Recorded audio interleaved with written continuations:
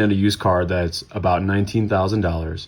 Now, here's some information you can go to. Auto loan calculator, you're gonna have to add some information. So you gotta do some research before you get here, okay?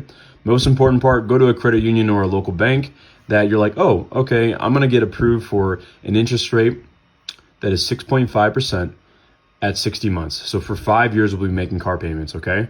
So here's a sales price that you think you might buy the car at. Hopefully it's lower. You're gonna go to your state, find your local sales tax in your zip code, and then add in registration fees, how much it might be to register the vehicle. You can call your DMV, get an idea. Typically, it's all online, but dealer fees and all that fun stuff, put it in there. Now, this website's pretty good because then you can go to your 5-year breakdown. Okay, so in 5 years, you'll pay your car off, obviously, but it shows your interest and your principal. Now, here's the golden information here. That $19,000 car, okay, if I can zoom in here properly, there we go, is actually $24,000 and some change. The reason why is you have your interest on your car loan with that 6.5% and also sales tax, okay? All that gets added in there. So actually after 5 years, that car is gonna cost you 24.